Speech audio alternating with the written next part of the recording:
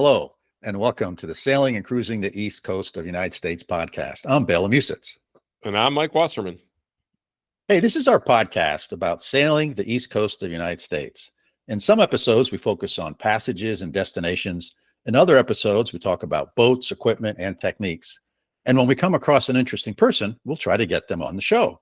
But before we dive into this episode, we just want to say a special thank you to our supporters.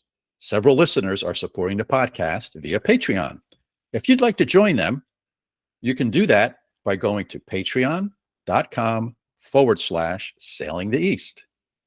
Yeah, thanks to our listeners. Bela, great to see you. So, always the most interesting question on the tip of my tongue when we meet is, who's our guest today?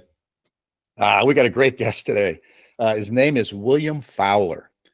He's a retired professor, just like me, and almost like you. And almost me. Yeah, almost you. But he focused on the maritime history. So that's what his shtick was. And he recently wrote a book titled Commanding Old Ironsides, which is about a person named Silas Talbot, who lived during the heyday of sort of early shipping and was a captain of the USS Constitution during the Revolutionary War. So I just thought it was interesting to have him on the podcast and kind of learn about sort of what sailing and traveling on the seas was like back in that period of time. Yeah, Bela, I love this idea of mixing in some history of sailing with the podcast. This is a cool idea. So yeah, I mean, I've heard of the USS Constitution, but sailing, just like sailing isn't my shtick, sailing history really isn't my shtick. But I'm totally interested in this, and let's just jump right into your interview with William. Hello, Bill. Welcome to the podcast. Well, hello, Bela, and thank you for the invitation. Yeah, sure. So, Bill, tell us a little bit about yourself. You have this really interesting background. Well, I am a New Englander. I suppose we begin with that. And I grew up in this part of the country, went to university here, and I developed a passionate interest in American history.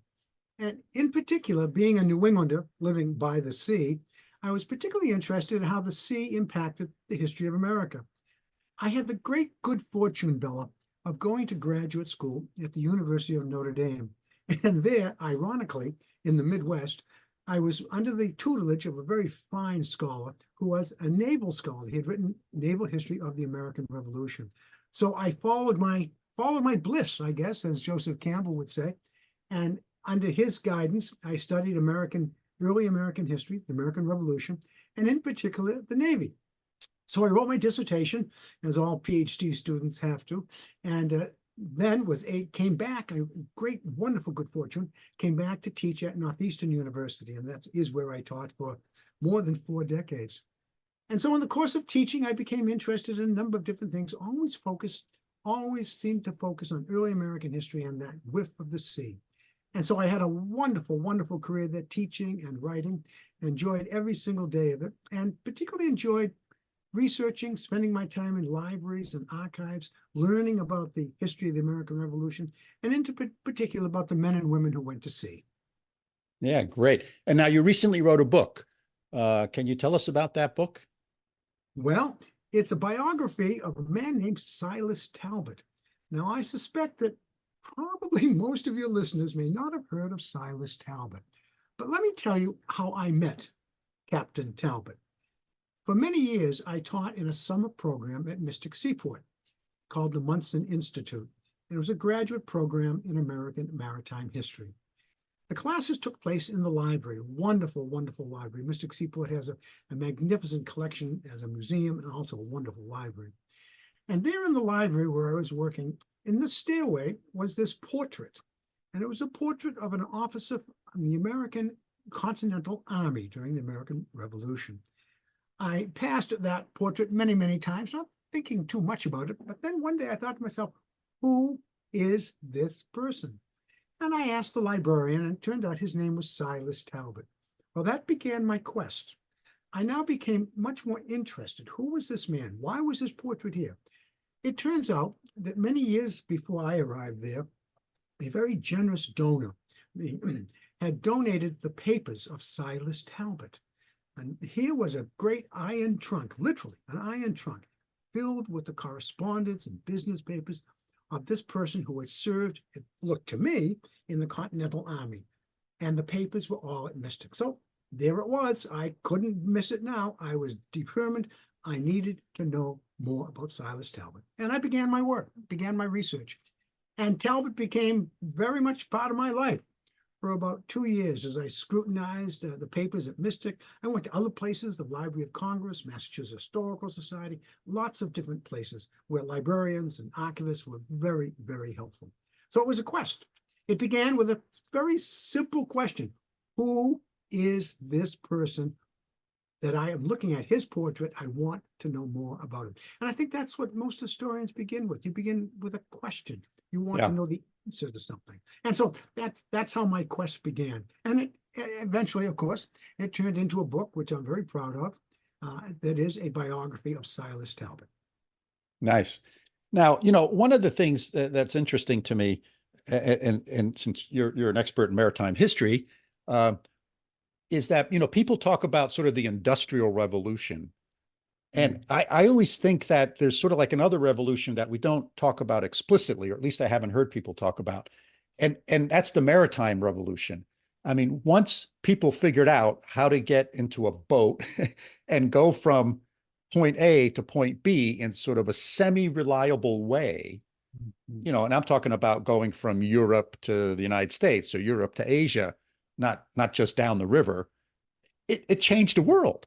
Right. All of a sudden, the world got explored, and there was, you know, there's some nasty things that happened. There was some wonderful things that happened. But that's sort of this whole other revolution of sort of navigating and being able to travel across water, large bodies of water. Do you have any thoughts about that? I think you're absolutely right. What strikes me is if we go back tens of thousands of years, there was a point where one of our ancestors decided to go out in the water. At first, they probably just put their arm around a log and drifted down the stream. But eventually developed a very sophisticated technology, and that is the evolution of the sailing vessel. We have had motor-powered vessels maybe for 200 years. That's maybe. right. That's right. Yeah. Short time. But thousands of years before that, we propelled ourselves on the ocean by wind, by sail. One of the things that has drawn me to maritime history is that I think of a sailing vessel, and this is true even of other vessels in the modern time, but in particular sailing vessels. It's a world unto itself. Here you have a group of men, and sometimes women, in this wooden craft. Herman Melville called it an oaken box, which really it is. And so I'm fascinated how these men and these women go to sea in this oaken box, live with one another for long periods of time. Most of them enlisted, we would call them enlisted men, the sailors, the men and women sailing before the mast, are up forward in the forecastle, which is a triangular world. It's up there in the bow. And I think about that alongside the inside of the hull in this triangular world are the bunks. How many of them are? Well, it depends on the size of the vessel. There might be 2, 3, 4, 5. There could be 100. And I think of that society. These people who need to get along to survive, they depend upon one another. What happens in that world? What is their world like? Where is this ship going? I'm curious, where is it going? What is its mission? Sometimes it's an errand of mercy going off to help somebody. Sometimes it's a merchant, and oftentimes they're warships. And each of these kinds of vessels has its own society aboard, people with their own concerns. It is not often harmonious, shall we say. People get along when they have to get along. You know, aboard ship, you know, you're a sailor, you have to get along. You can't simply get off.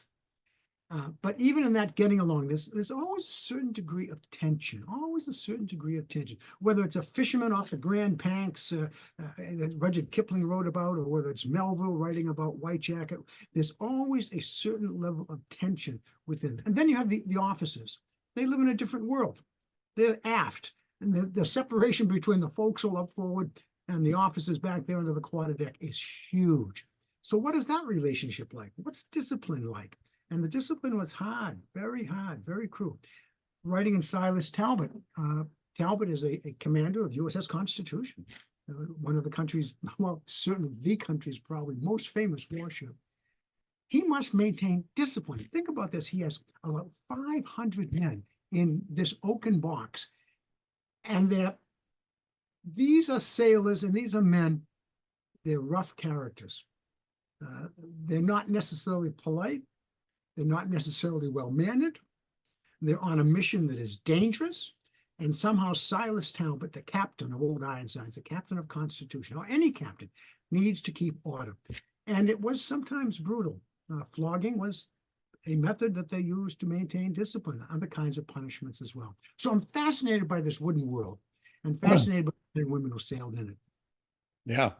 Yeah. You know, as you were talking about the sort of environment, the dependency on each other, the always some amount of tension, you know, Yeah. my mind is thinking about some of the, well, compared to those trips, not very long, but some of the, you know, 5-6 day trips that I've done, you know, sailing 24 hours a day for 5 or 6 days.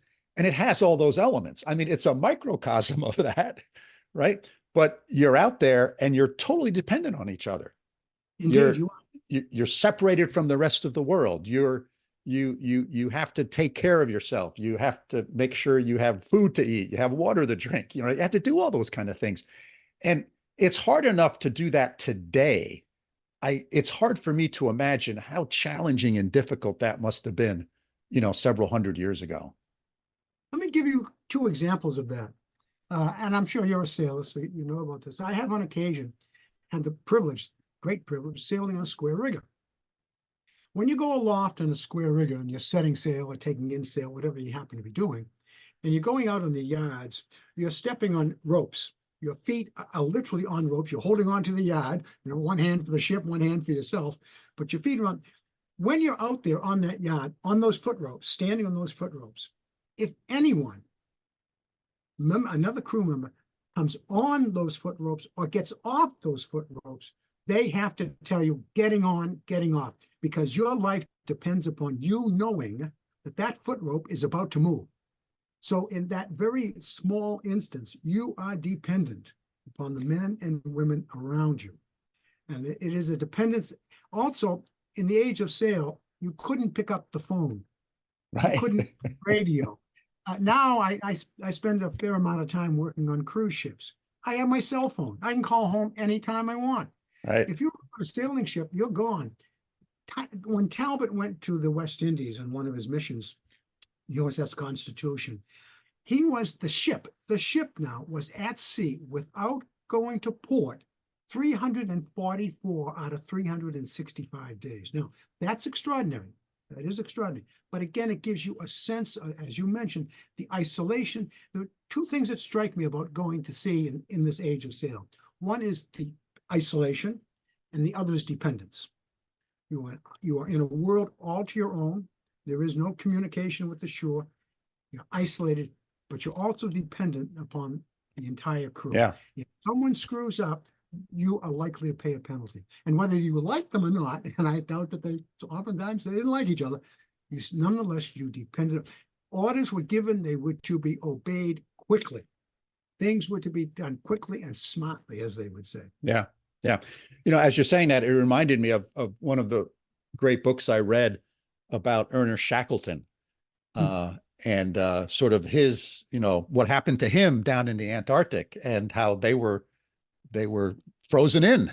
Their boat was, you know, crushed by ice, and he had to do a whole rescue mission and all of those things. And it's a classic book that I've used in teaching teaching leadership, because Shackleton was well documented, you know, his leadership skills and how he saved his crew.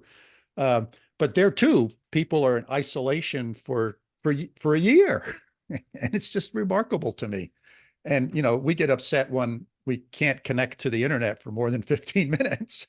Exactly right. You know, it is, you mentioned leadership, and aboard these sailing warships, such as Silas Talbot, the captain, and the captain, by the way, is in absolute control. I don't mean to make a unlikely comparison, but today, a master of a vessel at sea, whether she be a cargo carrier, oil tanker, cruise ship, that captain is in charge, but that captain has immediate contact with the entire world. He can seek advice, and in fact, he often receives orders Right. from quarters, 3,000 miles away. A man like Silas Talbot was in complete and absolute charge. And it required an interesting kind of person. First, and this might seem self-evident, they needed to be physically strong. This is a stressful work. So you need to have physical strength. You also need to have clarity. You can't express or be seen as being confused. You are in command. And there in command, it means being firm, but not brutal.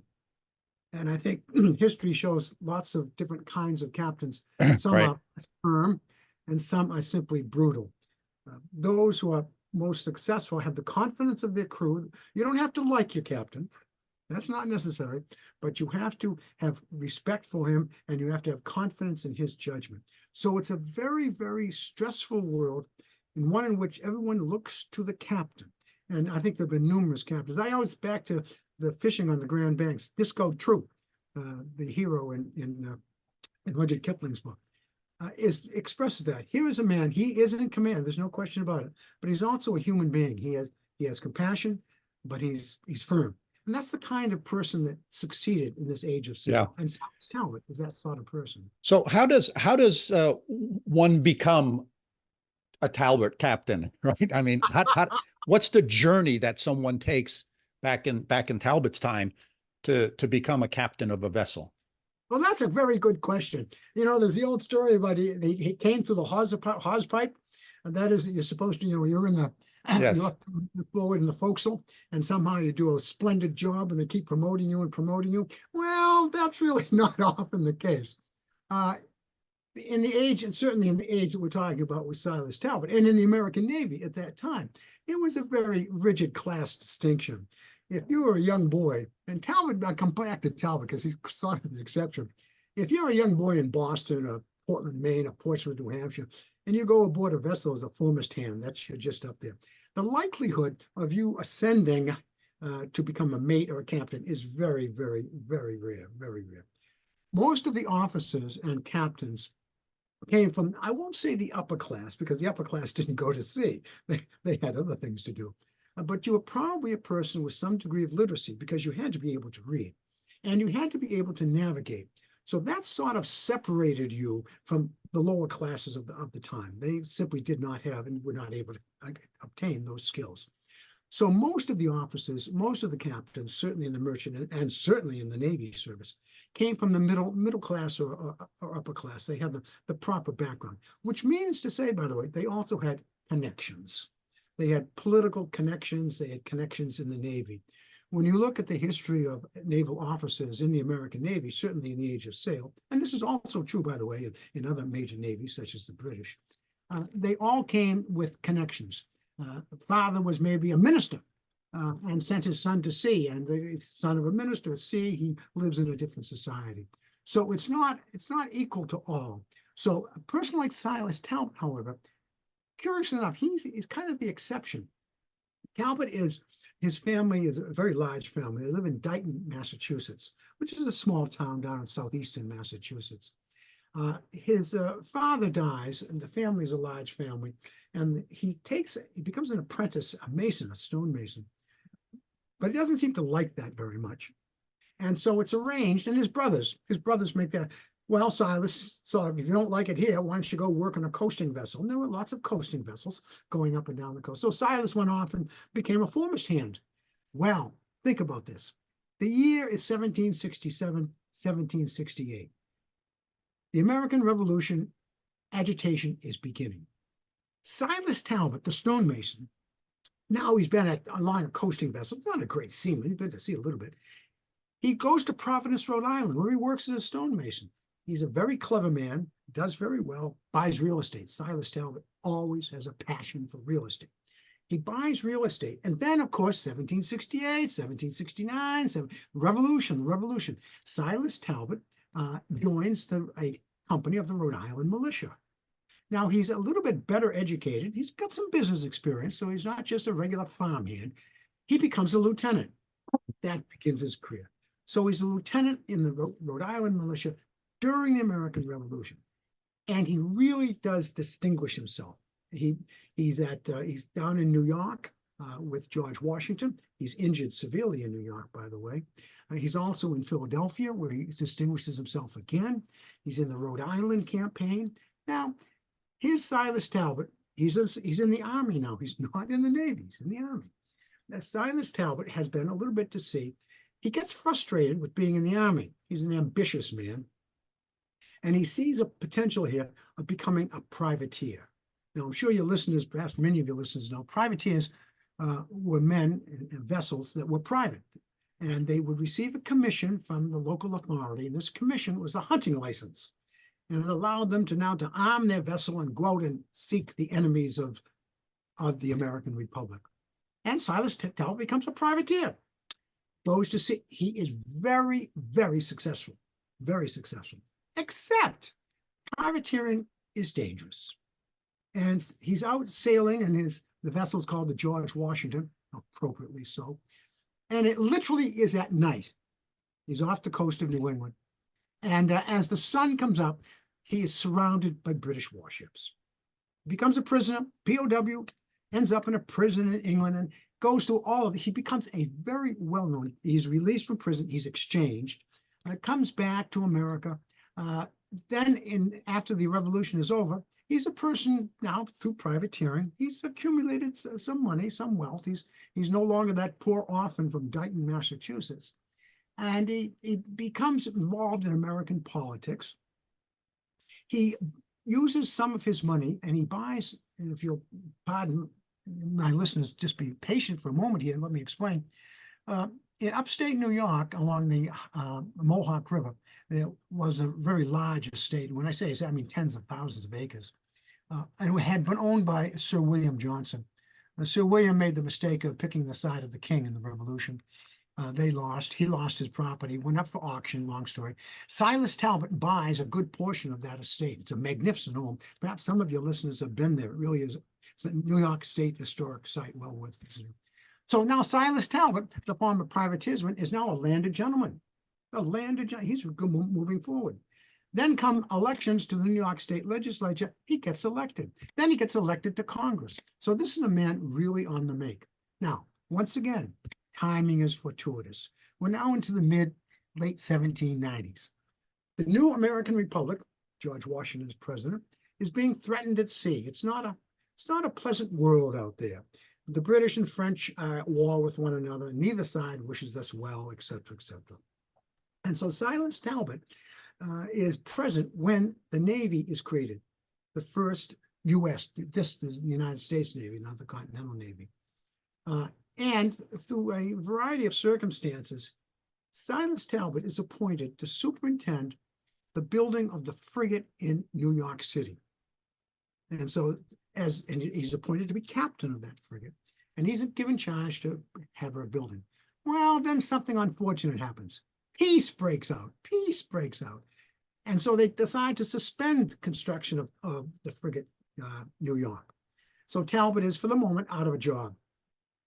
But, again, he's a very lucky guy. Congress decides, well, maybe we need not all of those ships, but we need a few. And so Silas Talbot is given command of USS Constitution. It is perhaps the premier, at that particular moment, the premier warship.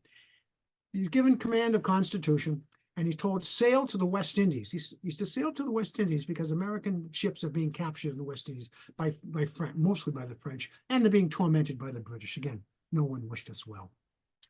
And Silas Talbot has two very successful cruises as captain, as commander, USS Constitution.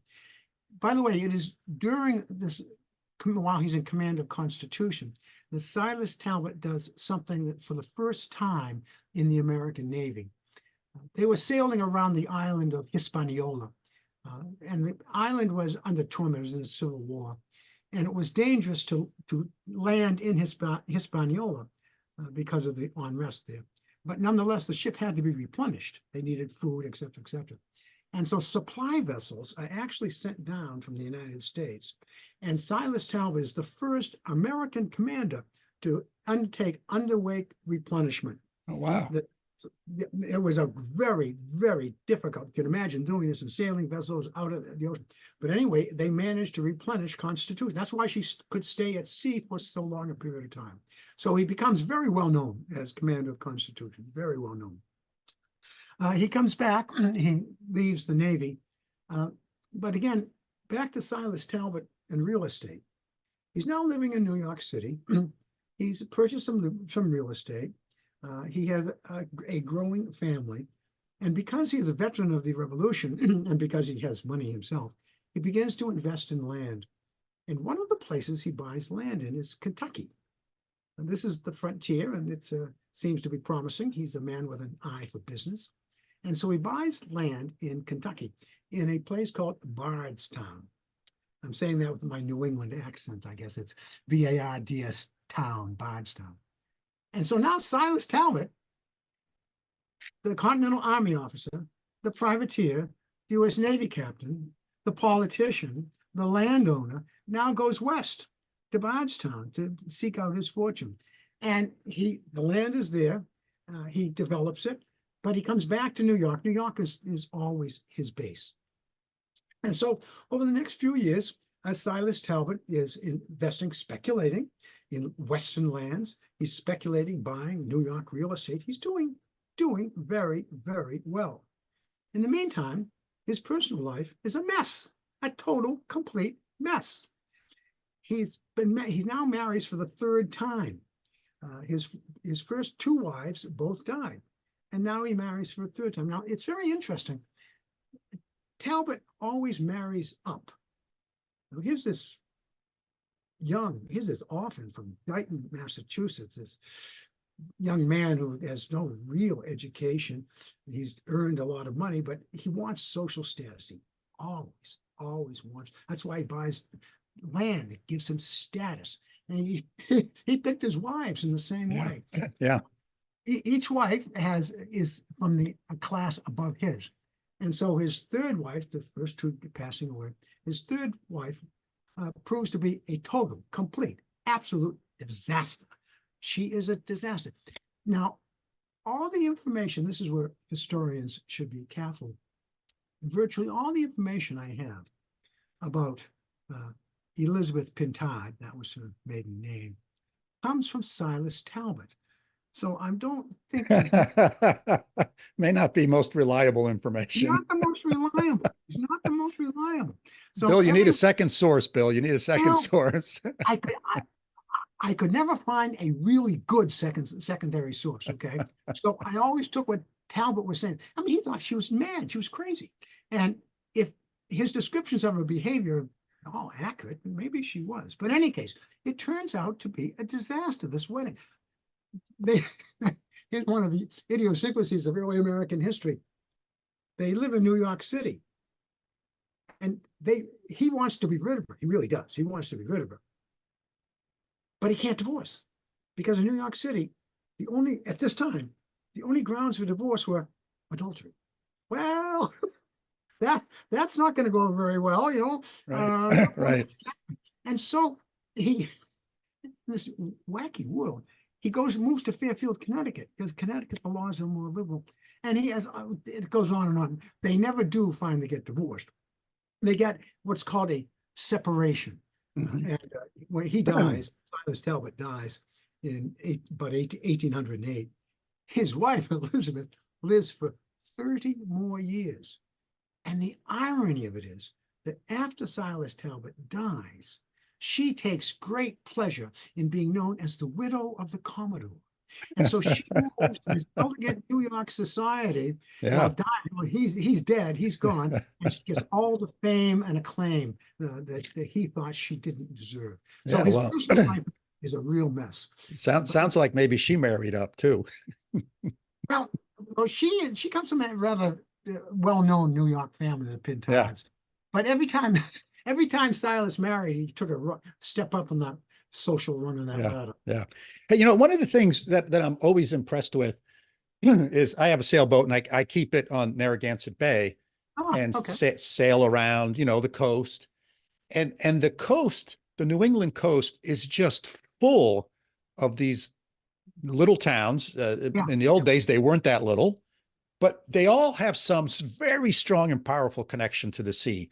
It's either a fishing village, or it was a merchant, port, shipping port, or it was a shipbuilding port.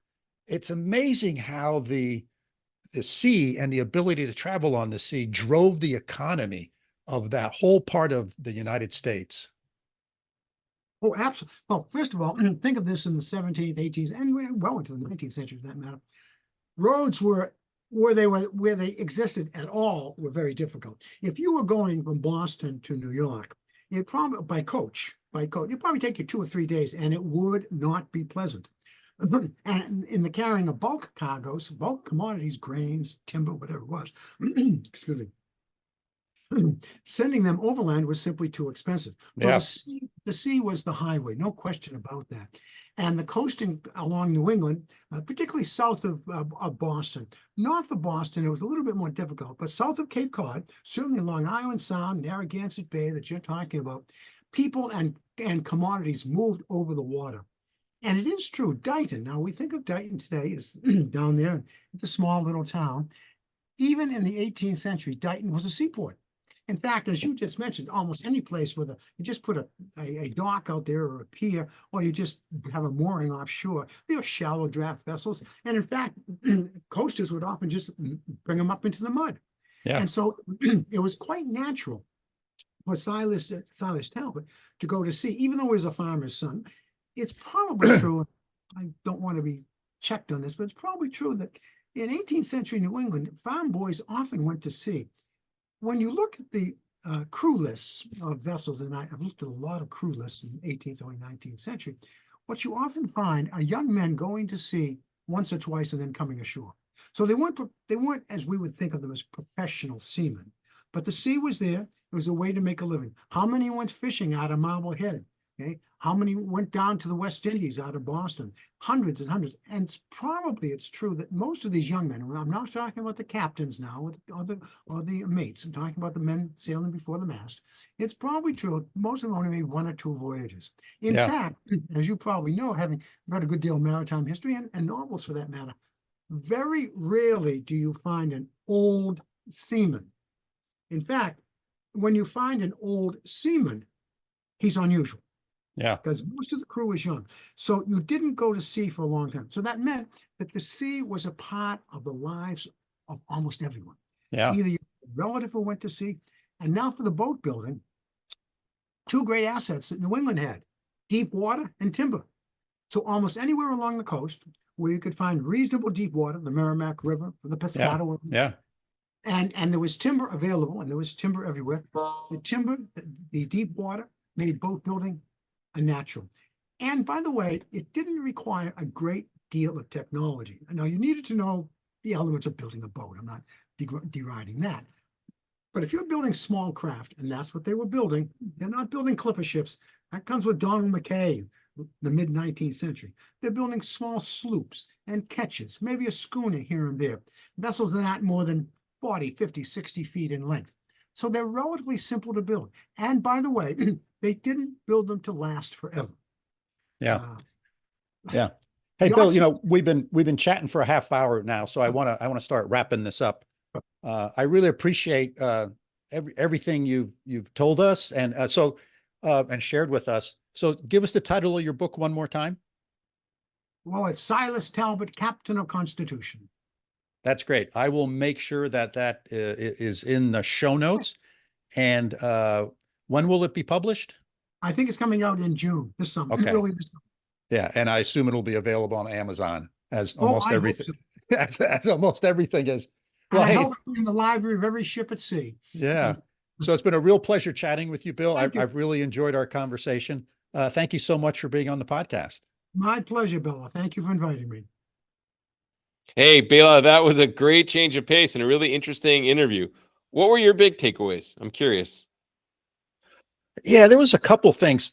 So one was how difficult it was to travel back in the 1700s, right? I mean, it was not easy. If you wanted to go from point A to point B, today it's pretty easy. We hop in our car or we get on a bus or a train and we can cover hundreds of miles in a day. hop on an airplane, you can cover 1,000. And man, it was hard in the old days. And not only that, but commerce was really challenging as well. If you think about it, all the goods that we consume come to us somehow. They get delivered. And in the old days, it was a challenge. So just sort of thinking about that and understanding how important the waterways were to transportation, because the waterways were the roads of today, because there were no roads. And so, it kind of dawned on me, that's why all these cities grew up next to waterways, because that's where commerce existed. That's how goods and services and people moved.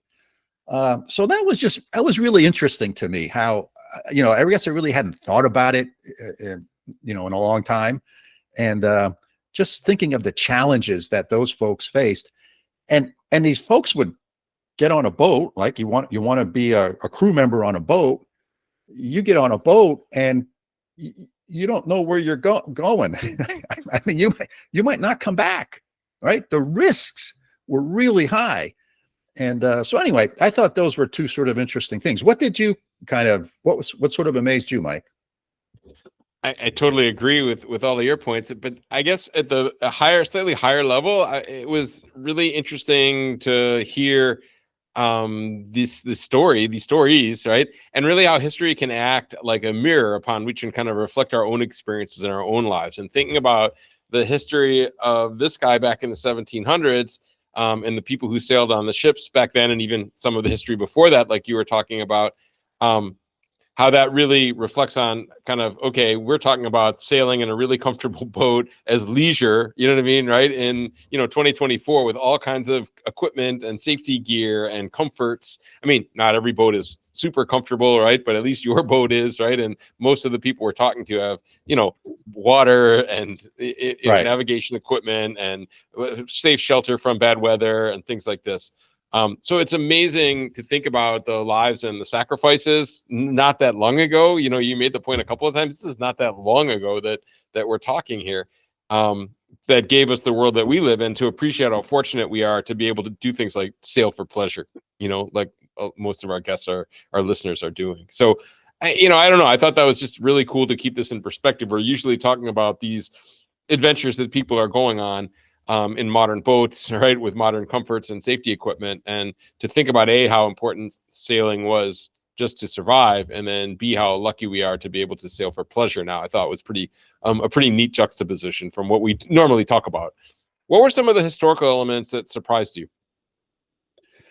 Well, I think the notion of the sort of number of people it takes to be on one of these ships. And it takes a lot of manpower to hoist the sails, to steer the boat, to do all those things. I thought that was sort of interesting because nothing. Mm-hmm. There was no electricity, there was no power. Everything was muscle power from people. And then the notion of, okay, if you're going to go for a long cruise, long delivery someplace, just all the food, and you get food and water and sanitation. How does all that stuff work? I mean, it's like these folks. So, the famous people get all the credit as being the explorers, but man, it's all of the people that are on that ship are really the explorers. It sort of like reminds me of, if you want to climb Mount Everest today, if you're reasonably physically fit, you pay your $100,000. And they'll drag you to the top of Mount Everest, and they'll drag you back down, literally.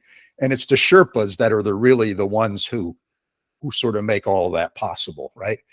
And here again on these boats, I view the crew as sort of the Sherpas, right? They're the ones doing all of the hard work, risking their lives, and I just think that was sort of one thing that struck me. The other thing that struck me is that the rich maritime history that exists in New England and the East Coast of the United States. I mean, all up and down the East Coast, of course, because a lot of things came from Europe.